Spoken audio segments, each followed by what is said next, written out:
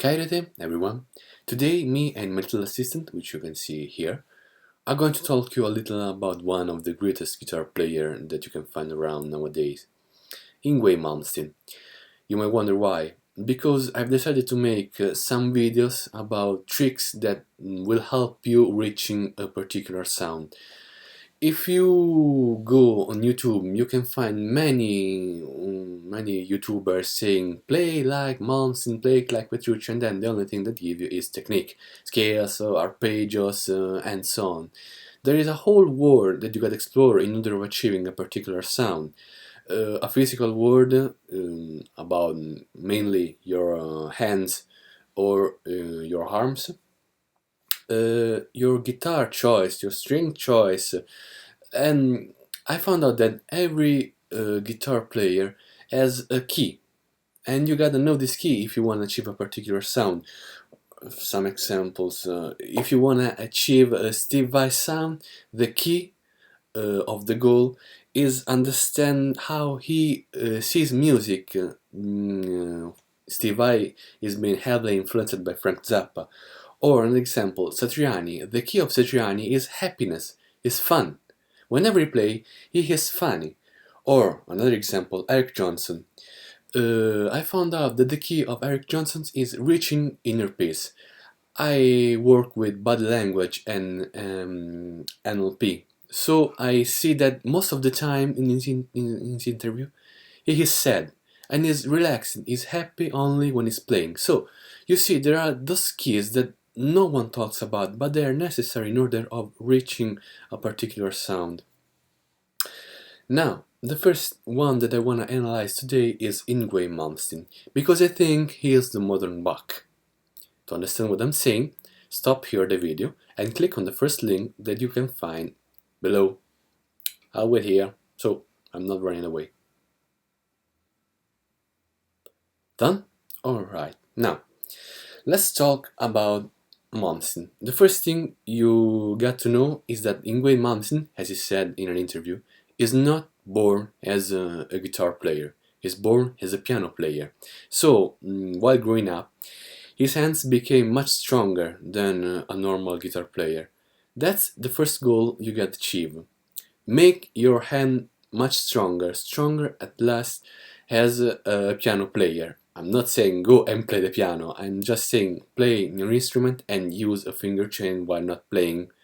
Beware your tendons don't get hurt. So do it, but carefully. Another thing is about his guitar. We know that Malmsteen uses 0.8 strings, which are I think the smallest that you can find around. And the neck of his guitar is as thin as my John Petrucci Ernie Ball. I've played once Malmsteen. It was there was a guy selling it for 5,000 euros, so that was the real one. And the neck was as thin as my Petrucci. So first thing that you gotta know, find a guitar with a thin neck.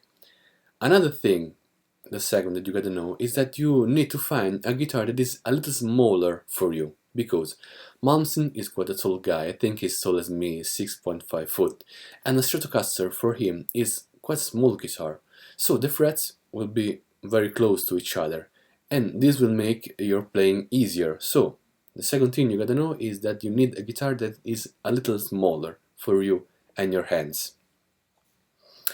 Now, always talking about the guitar, you need overpumped pickups. As we know, Malmsteen uses overpumped Seymour Duncan. I don't think a single coin is the only way of achieve that sound. I think there are pretty good humbucker that you can use in order of achieving Malmsteen sound. The thing that you need is that those pickups must be overpumped, must be high gain pickups. Now, let's talk a little about his left hand technique. Most of the things that I know about Malmsteen I've learned throughout the second video that you can find in the description. So, pause again this video and watch as much as you want in the second video. Done? Alright. As you can see in the video, he used a reverse picking technique. Instead of doing down, up, down, as every normal being would do, he does up, down, up, and then when he changes the string, down, up, down. It's quite a useful technique because first, you're not cogging a string, and second, you know, up, down, up, down, up, down, you got time to think about the next string change. That's a pretty cool technique, and I think Petrucci also uses this kind of technique.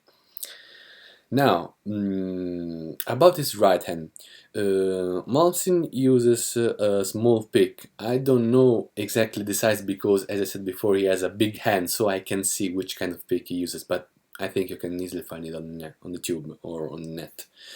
The thing is that he's not holding his pick straight. He's holding his pick at 45 degrees. So you're not going to be caught inside the strings. Another thing that I've seen is that he's not picking up and down. He's making some kind of circular move with his arm. Mainly, he uses a wrist technique for his picking. I think is a mixed technique between wrist and arm, because you can see him doing something most like this. Now I'm exaggerating the movement, but I think you will easily find out if you take a look at his right hand while playing. Now, left hand, right hand, alright. Now the key of achieving Malmsteen sound. Ego. You need an overwhelming ego. I know you may think I'm being nastier, but I'm not criticizing Malmsteen. I'm not saying he is an asshole because he has a super ego. If you have a big ego, it is going to hasten your growth process in order of achieving the belief that you are the best player on the world. That's mainly Malmsteen's mind. This helped him a lot in achieving his sound because he pushed forward always, faster, more, stronger, and you know, having a big ego helps a lot. The last thing that you gotta know about Malmsteen that he uses head in combo with an overdrive, like someone that would reach a metal sound. So mainly you need something like a Marshall and an overdrive. I think I've seen overdrive signature Malmsteen soon. If you're a fan, I think that will satisfy you a lot. Now, this is pretty much it about Malmsteen. If you need scales, arpeggios from hell, whatever you need, you can easily find on the net, and there are so many YouTubers better than me can provide you with tabs. So basically, this is it. I hope you like this video. I hope you find it funny, and simply see you next time with Haking Another Guitar Player. Bye.